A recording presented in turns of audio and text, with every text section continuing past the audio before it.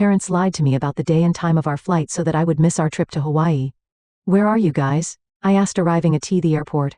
"We are in Honolulu." My mom dared to ask, "Why didn't you come to the airport yesterday, sweetie?" I couldn't believe it. When they returned, "We're in Honolulu. Why didn't you come to the airport yesterday, sweetie?" My mother's sugary voice through the phone made my stomach turn. I stood frozen in the middle of Dallas International Airport, my packed suitcase beside me as the truth slowly sank in. They had deliberately lied about our flight date. My name is Jocelyn Adams, and I never thought my own parents would stoop this low. I'd been looking forward to this family vacation for months, desperately needing a break after an exhausting quarter at work. As a marketing executive, I just finished hosting important clients from overseas, and this trip was supposed to be my reward. A chance to relax and reconnect with my family. "What do you mean yesterday?" I managed to say, my voice shaking. "You told me the flight was today at 2 p.m. I have the text messages to prove it." The bustling airport suddenly felt suffocating as other travelers rushed past me. Their excitement for their own journey is only highlighting my growing devastation. "Oh, sweetie, there must have been some confusion," my mother replied, but I could hear the lie in her voice. "Your sister made it just fine. We're all settled in at the resort now." Of course my sister made it. Amy was always their priority, their golden child. I should have known something was off when they insisted on handling all the flight arrangements themselves, claiming it would be easier that way. The same parents who relied on me to help pay their bills somehow couldn't trust me to book my own ticket. "This wasn't a confusion, Mom," I said, my voice growing stronger as anger replaced shock. "You deliberately gave me the wrong date. You never wanted me on this trip, did you?" The silence on the other end was deafening. "Then, now Jocelyn, don't be dramatic. These things happen." I ended the call, my hand trembling. Around me, families embraced as they prepared for their own vacations. While I stood alone, betrayed by the people who should have loved me most, the irony wasn't lost on me. I'd been sending them money every month for the past 2 years, helping them maintain their lifestyle after my dad's early retirement. They relied on my financial support for everything from medical bills to groceries, and still, they chose to exclude me from our family vacation. Looking at my useless suitcase, I felt tears welling up in my eyes. But more than sadness, I felt a burning anger rising inside me. This wasn't just about a missed vacation. It was about years of manipulation and favoritism. And standing there in the airport, I made a decision that would change everything. I've always wondered if my parents ever truly saw me as their daughter, or just as their personal bank account. Growing up, everything was about Amy. Her dance recitals, her straight A's, her perfect smile. I learned to live in her shadow, but I never stopped trying to earn my parents' love and approval. After graduating college, I threw myself into my marketing career, working overtime and weekends to climb the corporate ladder. While Amy pursued her dreams of becoming an actress, funded by our parents' retirement savings, I was building something real. Within 5 years, I had earned my position as the youngest executive at my firm, managing major client accounts and a team of 15 people. That's when my dad decided to retire early due to his arthritis. Their savings had dwindled from supporting Amy's failed acting career, and suddenly, they were struggling to make ends meet. Without hesitation, I stepped in to help. Every month I sent them $2,000 to cover their mortgage and utilities. When unexpected medical bills came up, I covered those too. Last year alone I gave them over $30,000, money I had planned to use for a down payment on my own house. "We're so blessed to have such a generous daughter," my mom would say during our weekly calls. But those calls always ended the same way, with updates about Amy's latest audition or her new headshots. They never asked about my work or my life unless they needed something. 2 months ago, when they mentioned planning a family trip to Hawaii, I was thrilled. Finally, a chance to spend quality time together. They insisted on handling all the arrangements since Dad had airline miles to use. "Don't worry about anything," they said. "Just focus on your big client meeting. We'll take care of everything." Like a fool, I believed them. I even transferred extra money to their account to help cover the resort expenses. "It's the least I can do," I told them, imagining lazy days on the beach and family dinners watching the sunset. I thought maybe this trip would be different, that they would finally see me as more than just their financial safety net. Instead, here I was, standing in an empty airport with a packed suitcase and a broken heart. My phone buzzed with a new message, a photo from Amy of her and our parents at the beach, cocktails in hand. The caption read, "Family vacation begins. Missing you, sis, wish you could have made it." The rage that filled me in that moment was unlike anything I'd ever felt before. Standing there in the airport, staring at Amy's photo, something inside me finally snapped. I started scrolling through past text messages from my parents, and the pattern became crystal clear. Every conversation about the trip had been carefully orchestrated to ensure I'd miss it. The flight's at 2 p.m. on 15th, my mom had texted, but looking at Amy's Instagram story, I could see their boarding passes from yesterday, 14th, clear as day. They hadn't made a mistake. They'd planned this deception down to the last detail. My phone rang again. This time it was my father. "Jocelyn," he started, his voice stern like I was a child being scolded. "Your mother is very upset by your attitude. We made an honest mistake with the dates, and you're turning this into a drama. You're a grown woman. You should understand these things happen." I laughed, but there was no humor in it. An honest mistake? Then why did Amy know the correct date? Why did you insist on booking everything yourselves? Why have you been lying to me for weeks? "Now listen here," he began, but I cut him off. "No, Dad, you listen. I just checked my bank statements. Last week, I sent you $3,000 for this trip. Was that a mistake too? Or did you just take my money knowing you'd leave me behind?" The silence that followed told me everything I needed to know. "Jocelyn," he finally said, his voice softer now, trying a different approach. "You know we're on a fixed income. We needed that money for the trip. You're doing so well in your career. You understand about making sacrifices for family, don't you?" My hands were shaking so hard I could barely hold the phone. "Sacrifices for family? I've been making sacrifices for years. I've given up my savings, my dreams of buying a house, everything to support you and Mom. And this is how you repay me? Don't be selfish," he snapped. "Your sister needed this vacation. She's been under so much stress with her acting career and her acting career?" I interrupted, my voice rising. "You mean the hobby you've been funding with my money while she lives rent-free in your house? The auditions that never lead anywhere while I work 60-hour weeks to support all of you? That's enough," he shouted. "I won't stand for this disrespect. You've changed, Jocelyn. Money has made you cruel." In that moment something shifted inside me. The hurt was still there, but now it was hardening into resolve. "You're right about one thing, Dad. I have changed, and things are about to change even more." I ended the call and opened my banking app. It was time to close the Bank of Jocelyn permanently. The drive home from the airport was a blur of anger and determination. I spent the evening documenting everything, screenshots of text messages, bank transfers, a detailed spreadsheet of every penny I'd given them over the past 2 years. The total made me feel sick. $47,850. That's what my parents' love had cost me. The next morning I walked into my bank and closed the joint account I'd opened to transfer money to them. Then I called my company's HR department to remove my parents as beneficiaries from my life insurance policy. With each step I felt lighter, as if I was finally breaking free from invisible chains. That's when the messages started flooding in. First came the guilt trips from my mother.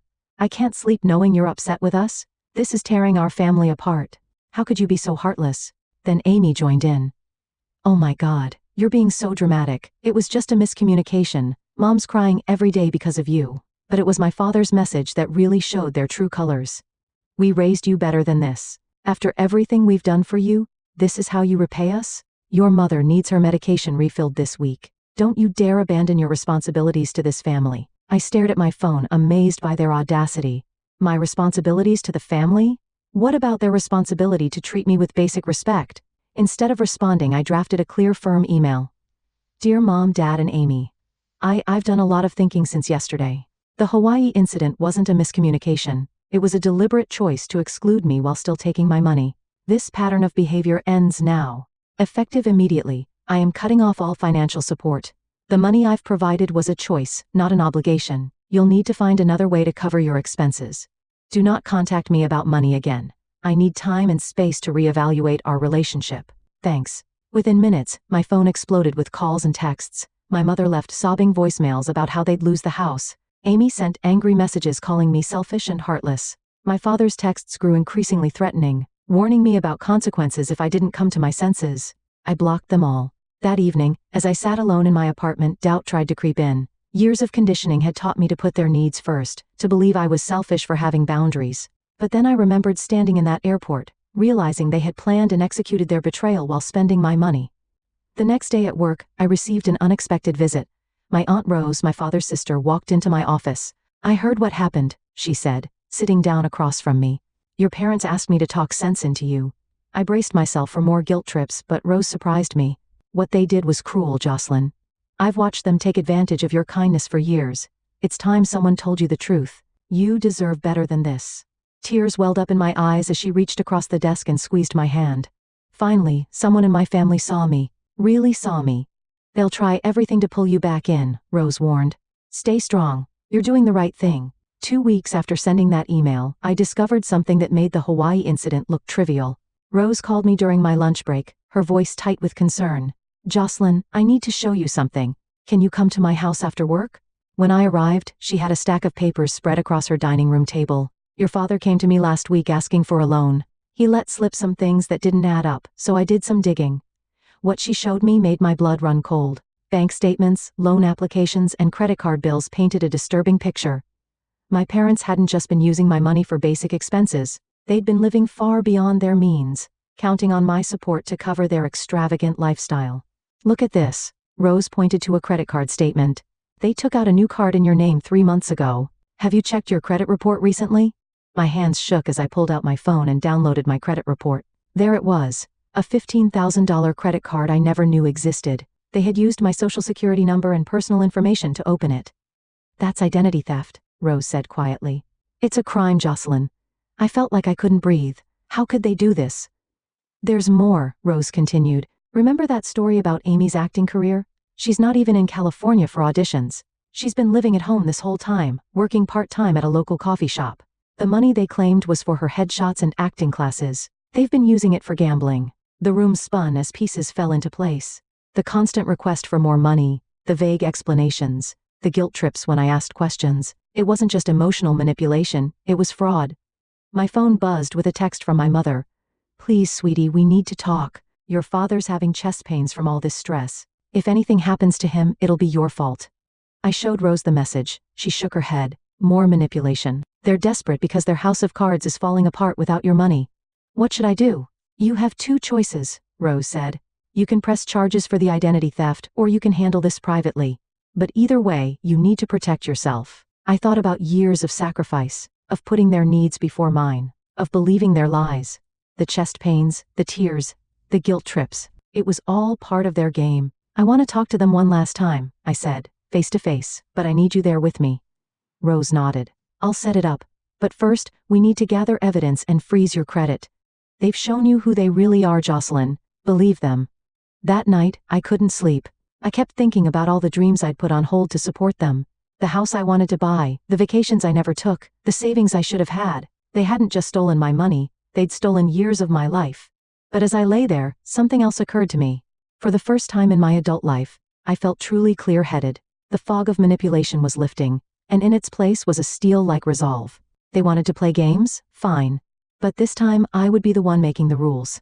The confrontation was set for Saturday afternoon at Rose's house. I spent the morning with a lawyer, understanding my options regarding the identity theft. Then I prepared a folder with all the evidence, the credit card statements, bank transfers, text messages, everything. I needed them to understand that their game was over. When my parents arrived, Amy was with them. She looked nothing like the carefree girl in those Hawaii photos. Her face was drawn, guilty. They filed into Rose's living room like children called to the principal's office. "Thank you for coming," I began, my voice steady. "I've discovered some things we need to discuss." "Jocelyn," my mother interrupted, tears already starting. "Before you say anything, you need to know no." I cut her off. "I'm talking now." I pulled out the credit card statements. "Would anyone like to explain this?" The color drained from my father's face. Amy looked confused, but my mother jumped in quickly. "It was an emergency. We were going to tell you." "An emergency?" I laid out more papers, like the gambling debts, or the maxed out credit cards, or maybe Amy's fake acting career. Amy's head snapped up. "What do you mean fake?" I turned to her. "You really don't know? They've been telling me you're in California pursuing acting. That's where all my money supposedly went. Your headshots, classes, rent." "What?" Amy looked at our parents in shock. "I've been working at Starbucks. They told me you refused to help with my college tuition." The room erupted in chaos. Amy started crying. My mother tried to explain, and my father stood up, his face red with anger. "Enough," he shouted. "We did what we had to do. You don't understand." "Oh, I understand perfectly," I said, pulling out my final piece of evidence. "You committed identity theft. That's a federal crime. I have 2 choices here. Press charges or handle this privately. Your decision." My mother collapsed into theatrical sobs. "You wouldn't. We're your parents." "Parents don't steal from their children," Rose interjected. "Parents don't lie and manipulate and commit fraud." Just then my father clutched his chest and staggered. "My heart," he gasped. "Call an ambulance." For a moment I almost fell for it. But then I saw my mother's face. Not panic, but calculation.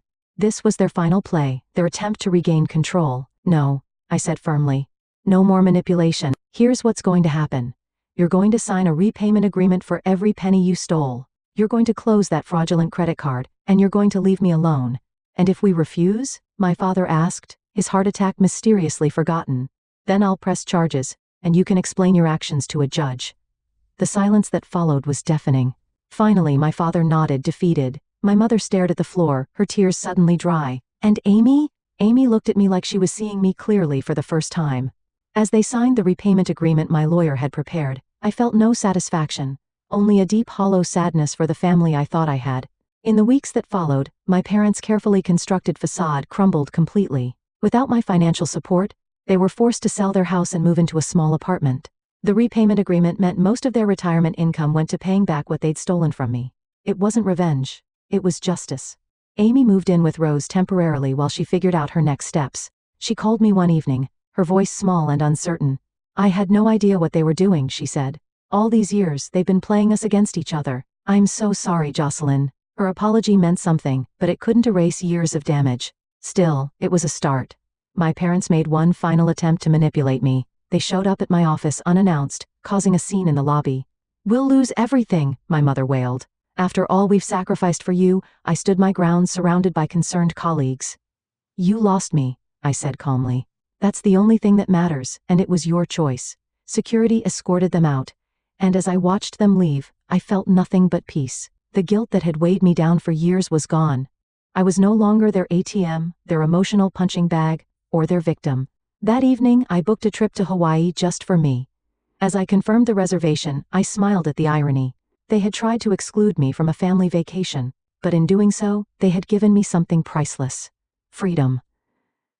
3 months later, I stood on a beach in Maui watching the sunset paint the sky in brilliant oranges and pinks. This wasn't the family vacation I'd originally imagined, but it was exactly what I needed. My phone, peaceful without the constant barrage of guilt-tripping messages, buzzed with a text from Rose. They're finally moving out of the house this weekend, she wrote. Amy's enrolled in community college. She's asking about having coffee with you when you're back. I took a deep breath of salt air and replied, tell her I'm open to it. The repayment plan was working, slowly but surely. My parents had sold most of their possessions, and every month a check arrived from them without fail. Not because they were sorry, but because they had no choice. The fraud charges I'd held back would surface if they missed a single payment. My mother still tried sending emotional emails through different accounts. We're eating ramen noodles while you're living in luxury. Is this what you wanted? I deleted them without responding. Their guilt trips had lost their power over me. At work, I'd earned another promotion. The energy I used to spend managing my parents' chaos now went into building my own life. I'd even started looking at houses, a dream I'd put on hold for years while funding their lifestyle. Standing there on the beach, I finally understood. Sometimes the happiest endings don't involve forgiveness or reconciliation. Sometimes they're about walking away and choosing yourself. My parents had planned this Hawaii trip to hurt me, but instead, they'd set me free.